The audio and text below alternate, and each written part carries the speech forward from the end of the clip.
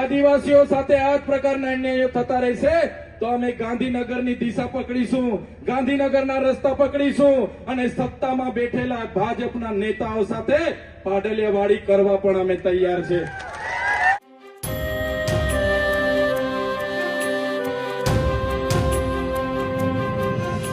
પાડલિયાવાડી બધાને ખબર છે ને? આપણા આદિવાસીઓના ઝૂંપડા તોડવા માટે વન વિભાગના કર્મચારીઓ પોલીસ અધિકારીઓને લઈને ગયા, લાઠીચાર્જ કર્યો, 27 જેટલા ટીયર ગેસ છોડ્યા, 50 રાઉન્ડ ફાયરિંગ કર્યું અને આપણા આદિવાસીઓએ આપણી અસલી ઓળખ બતાવી અને જે પાડલિયામાં થયું ત્યારે આ સરકારને કહેવા માંગીએ છીએ અમારા આદિવાસીઓ સાથે આ જ પ્રકારના અન્યાયો થતા રહેશે તો અમે ગાંધીનગરની દિશા પકડીશું, ગાંધીનગરના રસ્તા પકડીશું અને સત્તામાં બેઠેલા ભાજપના નેતાઓ સાથે પાડલિયાવાડી કરવા પણ અમે તૈયાર છે. ક્યાં સુધી અમે લડેંગે જીતેંગે કરીશું, ક્યાં સુધી અમે જિંદાબાદ મુર્દાબાદ કરીશું, ક્યાં સુધી અમે આવેદન નિવેદન કરીશું. હવે અમારી પાસે આવેદન નિવેદન કરવા માટેનો સમય નથી. અમારે શિક્ષકો માટે આંદોલન કરવું પડે, અમારે પીવાના પાણી માટે આંદોલન કરવું પડે, અમારે સિંચાઈના પાણી માટે આંદોલન કરવું પડે, અમારે રોડ રસ્તા માટે આંદોલન કરવું પડે, અમારે રોજગારી માટે આંદોલન કરવું પડે, અમારે પાકના ભાવ માટે આંદોલન કરવું પડે, અમારી જમીનો બચાવવા માટે આંદોલન કરવું પડે. તો હવે આંદોલન જિંદાબાદ મુર્દાબાદ લડેંગે જીતેંગે બંધ. હવે આ સરકાર સામે પાડલિયાવાડી કરવા માટે બધાએ તૈયાર થઈ જવું પડશે. આપણા ઘરમાં જે તીર કામઠા મને હમણાં આપ્યા છે એ તીર કામઠા હું પણ ભેગા કરીને ઘરમાં મૂકું છું. મને પાલિયા મળે છે પણ ભેગા કરીને મૂકું છું.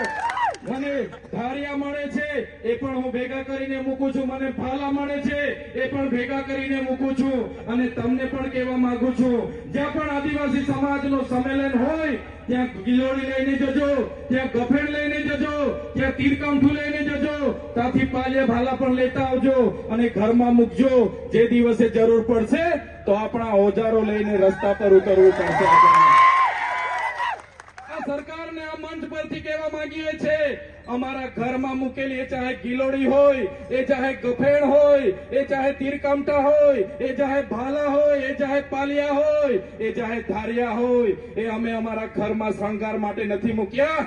જે દિવસે અમારા આદિવાસીઓ સાથે હેરાનગતિ થશે એ દિવસે સરકાર સામે ઉતરવા માટે અમે મૂક્યા છે ને લઈને ઉતરીશું. સાથીઓ, આજે મેં તમને કહેવા માટે આવ્યો છું 30 વર્ષ સુધી આપણે બધા ભાજપ કરીને કોંગ્રેસ કરીને એમને આપ્યા છે. આગળ 50 વર્ષ એક હપ્તું કોંગ્રેસનું શાસન હતું. હમણાં 30 વર્ષથી તાલુકા પંચાયતથી લઈને કેન્દ્ર સુધી છેલ્લા 11 વર્ષથી ભારતીય જનતા પાર્ટીનું શાસન છે. સંવિધાનમાં આપણને આર્ટિકલ 335 અંતર્ગત અનામત મળી છે. 15% અનામતનો આજે અમલ નથી થતો. 100 માંથી જો 15% આદિવાસીઓને લેવાનો જે આપણો કોટો છે એમાં 40% માર્કની આ લોકોએ કટઅપ મૂકી દીધું છે. એના લીધે આપણા વર્ગ 3ના કોઈ પણ હોય, તલાટી હોય, ગામ સેવક હોય કે પોલીસ અધિકારીઓ એ જગ્યા ભરાતી નથી. જે પ્રકારે આપણને રિઝર્વ મળ્યું છે એનો અમલ થતો નથી. તમે આજે જોતા હશો આપણને જે કાસ્ટ સર્ટિફિકેટો મળી છે એને પણ આ ભાજપના લોકોએ આખા ગુજરાતમાં લાખોની સંખ્યામાં મેળવડા કરીને એમણે વિતરણ કર્યા છે. જેના કારણે આદિવાસીઓના કોટામાં બિન આદિવાસીઓ, ખોટા જાતિના પ્રમાણપત્ર લેનારા બોગસ આદિવાસીઓ આજે શિક્ષણમાં અને નોકરીઓમાં ઘૂસેલા છે. આજે આપણા વિદ્યાર્થીઓને જે પોસ્ટ મેટ્રિક શિષ્યવૃત્તિ મળતી હતી એ પણ મેનેજમેન્ટ કોટા અને વેકેન્ટ કોટામાં આજે છેલ્લા 1 વર્ષથી બંધ કરી દેવામાં આવી છે. એવા અનેકો પ્રશ્ન છે. આપણા વિસ્તારમાં જે વન અધિકાર અધિનિયમો છે એ અંતર્ગત જંગલ જમીન ખેડતા ખેડૂતોને સનતો પણ આપવામાં નથી આવી. જે લોકો આ ડેમોમાં જમીનો ગુમાવી છે એમને વળતર પણ નથી આપવામાં આવ્યું. ત્યારે હું તમને કહેવા માંગુ છું આવનારા દિવસોમાં ગુજરાત સરકારનું બજેટ સત્ર વિધાનસભામાં મળવાનું છે. ત્યારે 16 ફેબ્રુઆરીથી લઈને 26 માર્ચ સુધી મળનારા બજેટ સત્રમાં જો સરકાર આદિવાસીઓના વર્ષો જૂના પ્રશ્નોનું નિરાકરણ નહીં આવે અમારી આગેવાનીમાં ખૂબ મોટા આંદોલનો થવાના છે અને તમને આહવાન કરીશું એ દિવસે તમારે ગાંધીનગર પહોંચી જવાનું છે. તમારે હાથમાં જગાડવો પડશે. સમસ્યાઓ તો ઘણી હોય છે 5 વર્ષ સુધી તમારે પાણીની સમસ્યા હોય, રોડની સમસ્યા હોય, શિક્ષણ નથી મળતું એની સમસ્યા હોય, તમારે અનેક સમસ્યા આવે ને ચૂંટણી આવે, કોઈ ગામમાં આવે અને ગામમાં આવીને નાસ્તાની વ્યવસ્થા કરે, પીવાની વ્યવસ્થા કરે, સાડીની વ્યવસ્થા કરે, એટલે 5 વર્ષની સમસ્યાઓ ભૂલીને તમે એ જ કમળનું બટન દબાવીને આવી જાઓ છો. ત્યારે મારા વડીલો, મારી માતાઓ, મારા ભાઈઓ, મારા યુવાનોને હું કહેવા આવ્યો છું, હવે તમારા આત્માને જગાડવાની જરૂર છે, તમારા સ્વાભિમાનને જગાડવાની જરૂર છે. આ મંચ પર બેઠેલા એક યુવાનનો ચહેરો તમે જોઈ લો, એક વડીલનો ચહેરો જોઈ લો, એક બહેનોનો ચહેરો જોઈ લો.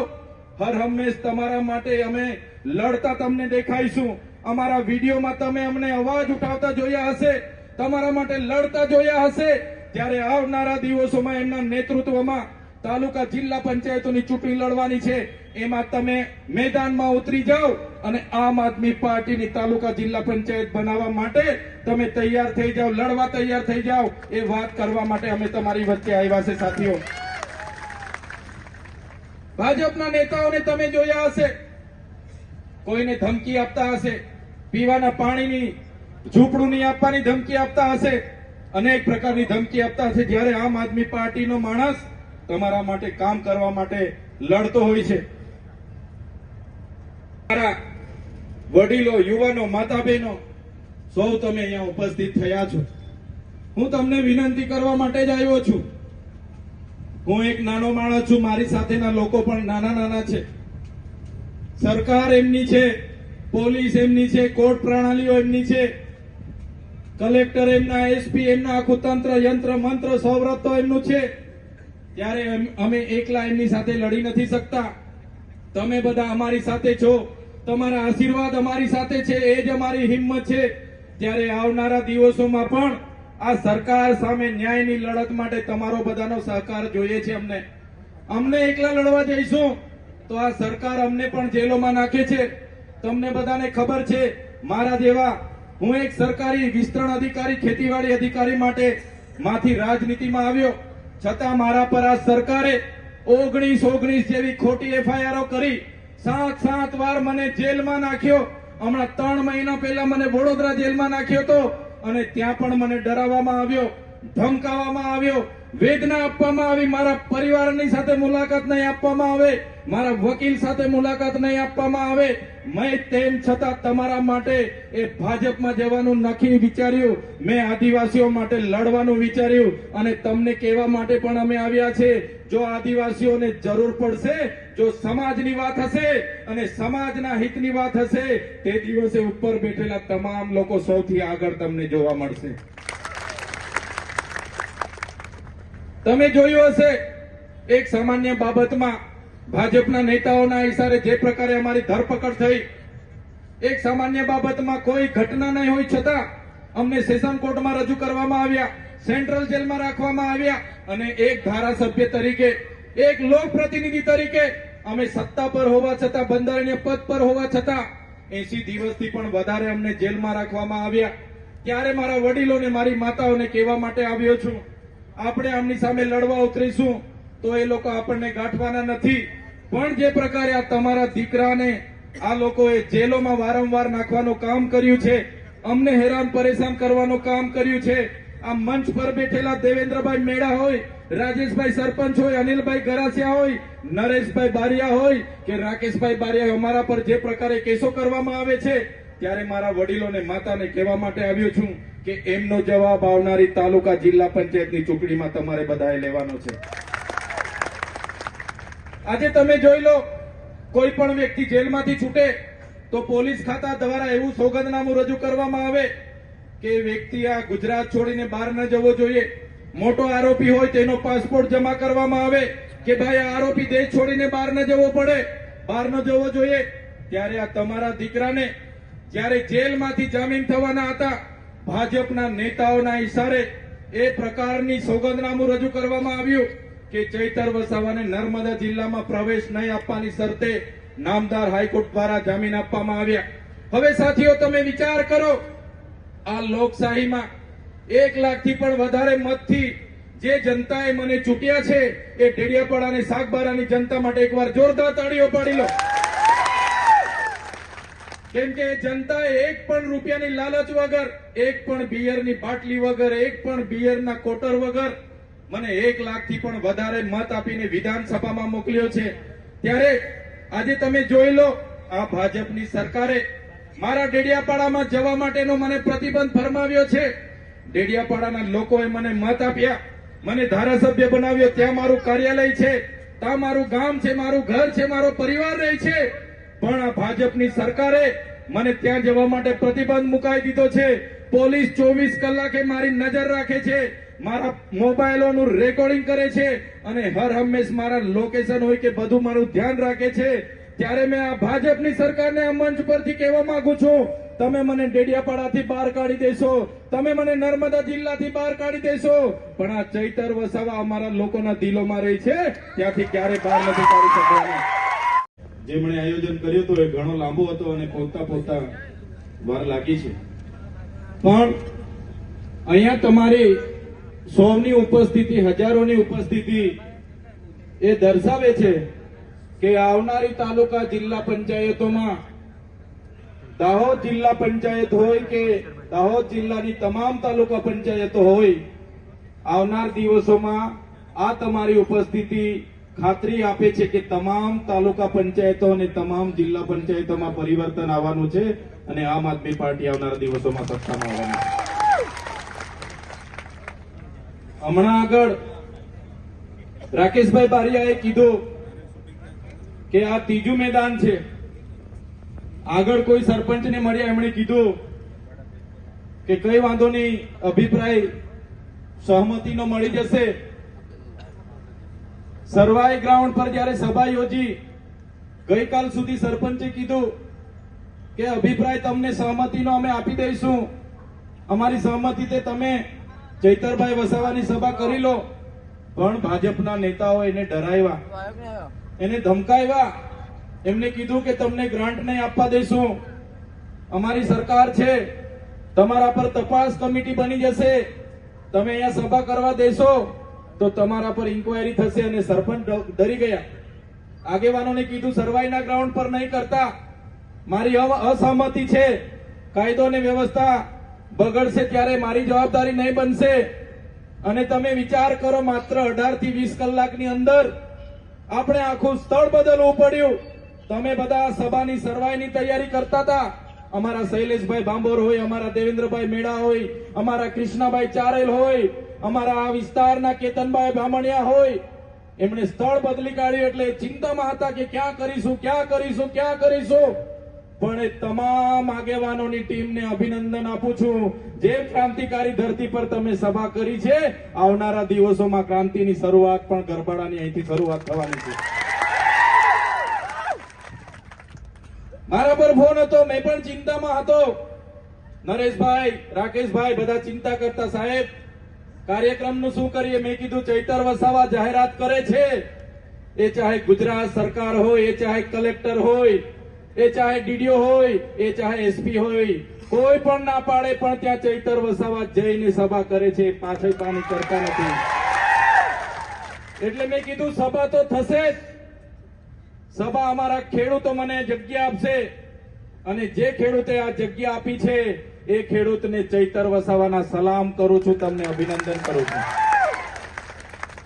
સાથીઓ, દાહોદના અમારા આગેવાનો પર આ ભાજપના નેતાઓ, પોલીસ અધિકારીઓને દબાણ કરે કે પેલા પર કેસ કરો, પેલા પર એફઆઈઆર કરો, પેલાને જેલમાં નાખો.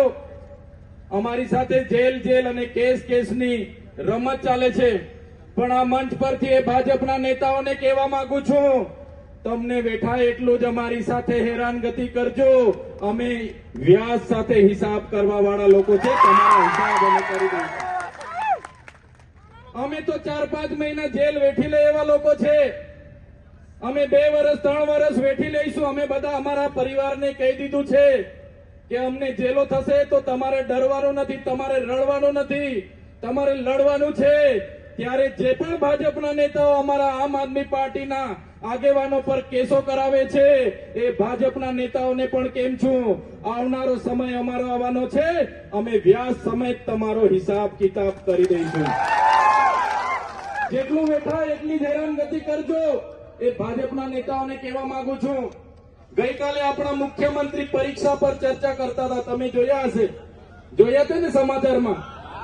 મેં મુખ્યમંત્રીને કહેવા માંગુ છું, 30 વર્ષથી ગુજરાતમાં ભારતીય જનતા પાર્ટીની સરકાર છે.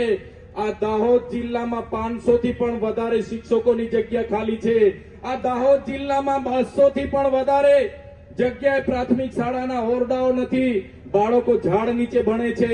આજ દાહોદ જિલ્લામાં 200 થી પણ વધારે આંગણવાડી કેન્દ્રના મકાનો નથી. આજ દાહોદ જિલ્લામાં 15,000 થી પણ વધારે બાળકો અતિ કુપોષણથી પીડાય છે અને એમને પોષણક્ષમ આહાર નથી મળતો. ત્યારે તમને કહેવા માંગીએ છીએ, તમે પરીક્ષાઓ પર ચર્ચા કરવાની વાત કરો છો. તમારે પરીક્ષાઓ પર ચર્ચા કરવાની જગ્યાએ પરીક્ષાઓની પહેલા તમારે આ વિસ્તારમાં શિક્ષકો સાથે કેટલી જગ્યાઓ ખાલી છે એની ચર્ચા કરવી જોઈએ. તમારે આ વિસ્તારમાં રિઝલ્ટ કઈ રીતે આવે છે એની ચર્ચાઓ કરવી જોઈએ. આ વિસ્તારમાં કુપોષણ દૂર કરવાની ચર્ચા કરવી જોઈએ. આ વિસ્તારમાં સિકલ સેલ એનેમિયા દૂર કરવાની ચર્ચા કરવી જોઈએ. આ વિસ્તારના ખેડૂતોને એમના પાકનો ભાવ મળે એની ચર્ચા કરવી જોઈએ. આ વિસ્તારમાં યુવાનોને રોજગારી મળે એની ચર્ચા કરવી જોઈએ. ત્યારે આ મુખ્યમંત્રી એમના વડાપ્રધાન આગળ ચાય પર ચર્ચા કરતા હતા, એ જ પ્રકારે મુખ્યમંત્રી પરીક્ષાઓ પર ચર્ચા કરે છે. ત્યારે એમને કહેવા માંગુ છું, તમે આવો, તમારા સાંસદને કહો, તમારા ધારાસભ્યને કહો, અમે આ દાહોદ જિલ્લાની તમામ સમસ્યાઓ પર ચર્ચા કરવા માટે તૈયાર છે. અમને તમે કહેશો એ જગ્યા પર આવીને અમે ડિબેટ કરવા તૈયાર છે. સાથીઓ, દાહોદ જિલ્લાનું જેટલું પણ બજેટ બને છે, એ ચાહે ગુજરાત પેટર્નનું બજેટ હોય, એ ચાહે આદિ આદર્શ ગ્રામનું બજેટ હોય, એ ચાહે એટીવીટીનું હોય, વિકાસ દિનનું હોય, એ ચાહે ટ્રાઇબલનું બજેટ હોય, એ ચાહે મનરેગાનું બજેટ હોય, બધું જ બજેટ આ ભાજપના નેતાઓના પેટમાં જાય છે, આ અધિકારીઓના પેટમાં જાય છે. એટલા માટે આપણા બાળકો આજે કુપોષણથી પીડાય છે. અમારા જેવા જે ધારાસભ્ય અહીંયા ચૂંટાયા છે, જે સાંસદોએ 30 વર્ષથી આ દાહોદમાં શાસન કર્યું છે, એના લીધે જ આજે આપણા લોકોની પરિસ્થિતિ આજે ખરાબ છે. આજે દાહોદ જિલ્લો એ દેશના અતિ પછાત જિલ્લાઓમાં 1 થી 10 જિલ્લાઓમાં દાહોદ જિલ્લાનું નામ આવે છે. ત્યારે મેં કહેવા માંગુ છું, અતિ પછાત જિલ્લામાં દાહોદ જિલ્લાનું નામ આવવાનું જો સૌથી મોટું કારણ હોય તો આ ભારતીય જનતા પાર્ટીના ચૂંટાયેલા નેતાઓ અને કોન્ટ્રાક્ટરો છે. એમને આવનારા દિવસોમાં આપણે અહીંથી બહાર ખદેડવા પડશે. સાથીઓ, આ વિસ્તારમાં કોઈ પણ મીટિંગ થાય, એ મીટિંગમાં જાહેર મંચ પરથી એમના સાંસદો અને એમના ધારાસભ્ય ચૈતર વસાવા આવે છે. ચૈતર વસાવા આમ કહે છે, તેમ કહે છે. ચૈતર વસાવાની થબાની થવી જોઈએ. ચૈતર વસાવાના કાર્યક્રમોમાં કોઈ જતા નહીં, એ પ્રકારે આપણા લોકોને ડરાવવામાં આવે છે. એમના ભાજપના નેતાઓ, સરપંચો આપણા લોકોને કહે છે, સભામાં જશો તમારું ઝૂંપડામાંથી નામ કઢાવી દઈશું, તમારું મીટર તોડાવી દઈશું, તમારું ઝૂંપડું તોડાવી દઈશું, તમારે ત્યાં આપણે રેશન કાર્ડ નહીં આવે, અનાજ નહીં મળશે, તમારે ત્યાં પોલીસને રેડ પડાવી દઈશું. ત્યારે સાથીઓ, આ ભાજપના નેતાઓને ડર છે. તમારા ચૈતર વસાવા તમને જાગૃત કરે, તમને અધિકારોની વાત કરે, તમારા શૈક્ષણિક, સામાજિક અને તમારા રાજકીય અધિકારોની વાત કરીએ, બંધારણ અધિકારોની વાત કરીએ, જે આ ભાજપના લોકોને ગમતું નથી. એટલા માટે આ સભા ન થાય, એના માટે તમને પણ ડરાવવામાં આવે છે. પણ આ ચૈતર વસાવા મંચ પરથી કહેવા માંગે છે, એ ભાજપના નેતાઓનો હવે અંતનો સમય છે. આજે તમારી ઉપસ્થિતિ બતાવે છે કે આવનારી તાલુકા જિલ્લા પંચાયતો હશે કે આવનારી વિધાનસભા હશે, દાહોદ જિલ્લામાંથી ભારતીય જનતા પાર્ટી હોય કે કોંગ્રેસ હોય, એના સુપડા સાફ થઈ જવાના છે. તમે જોયું હશે, ગાંધીનગરનું સચિવાલય હશે કે ગાંધીનગરની વિધાનસભા હશે, અમદાવાદની હાઈકોર્ટ હશે કે પોલીસ ભવન ગાંધીનગરનું હશે, આપણી કલેક્ટર કચેરી હશે કે એસપી કચેરી હશે, તમામ કચેરીઓમાં દાહોદના આદિવાસી સમાજનો પસીનો છે. આદિવાસી સમાજે આ વિસ્તારમાં જ્યારે નેશનલ હાઈવે 56 કાઢવાનો હતો, આ વિસ્તારમાંથી નહેરો કાઢવાની હતી, હાઈ ટેન્શન લાઈનો કાઢવાની હતી, આ વિસ્તારમાં ડેમો બનાવવાના હતા, ત્યારે આખાને આખડા ગામડા આપણા લોકોએ ખાલી કર્યા છે. આપણા લોકોનો આ રોડમાં પરસેવો છે, બિલ્ડિંગોમાં પરસેવો છે, સરકારી આવાસોમાં પરસેવો છે.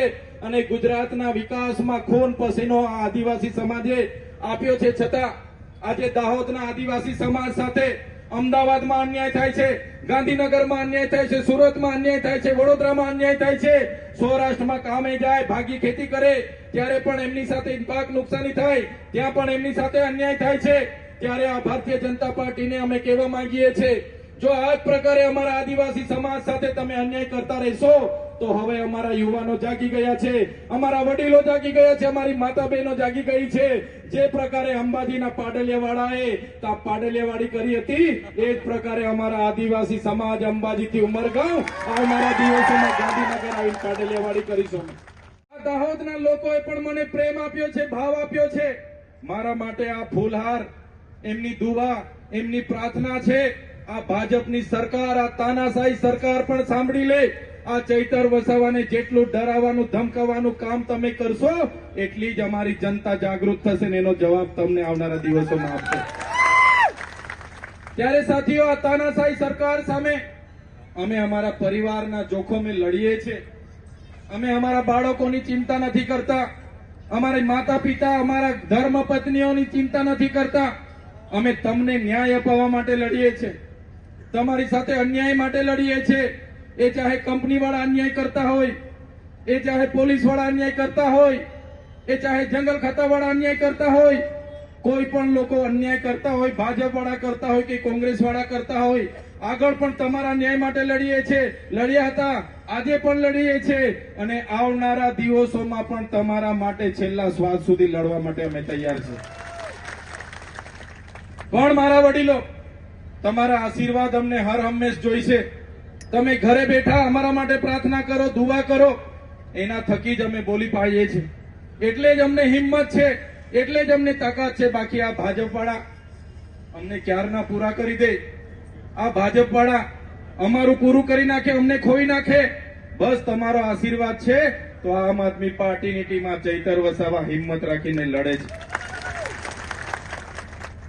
આજે આ વ્યવસ્થા તમે જોઈ લો. આજે વ્યવસ્થામાં આજે આદિવાસી સમાજ જાગૃત થાય એ પણ આ ભાજપના નેતાઓને ગમતું નથી, ભેગો થાય એ પણ ગમતું નથી, અધિકારો માંગે એ પણ ગમતું નથી, બજેટમાં કેટલી ગ્રાન્ટ આવી એની માહિતી માંગે એ પણ ગમતું નથી. આટલું કરે તારે પણ આપણા લોકોને હેરાન કરવામાં આવે છે. ત્યારે વધારે વિશેષ લાંબી ભાષણ કે લાંબી વાત કરવા હું નથી આવ્યો. બસ અહીંયા મારા સંતો, મહંતો, મારા વડીલો બેઠા છે, મારી માતાઓ બેઠી છે. બસ તમને હું વિનંતી કરવા આવ્યો છું, અમને આવનારા દિવસોમાં સહકાર આપો.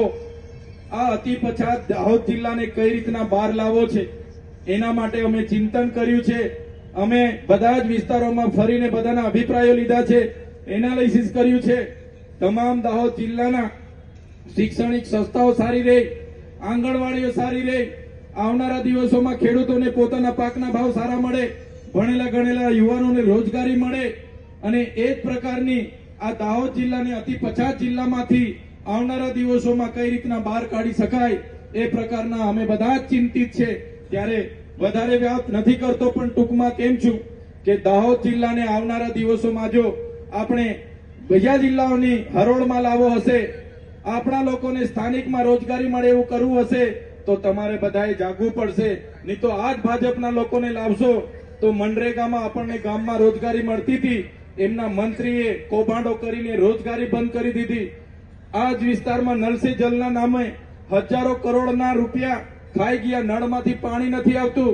એ જ પ્રકારે આપણે 73 ડબલ એની જમીનો આપણા દાહોદમાં આપણા મૂળ માલિકોની વેચાઈ ગઈ, એને પણ કોઈ જવાબ નથી મળતા. એવા અનેકો કૌભાંડો આ લોકોના ચાલુ રહેશે. તો પરિવર્તન લાવવા માટે હું તમને વિનંતી કરવા માટે આવ્યો છું. આજની સભામાં આપ સૌ દૂર દૂરથી સ્વયંભૂ પોતાના રીતે અહીંયા ઉપસ્થિત થયા છો. એવા તમામ વડીલો, યુવાનો, માતા બહેનો અને મારા મીડિયાના તમામ મિત્રો અને પોલીસ અધિકારીઓ તમામ આપ સૌ અહીંયા ઉપસ્થિત થયા છો. ત્યારે બધા જ લોકોનો હું ખૂબ ખૂબ આભાર માની વિનમું છું.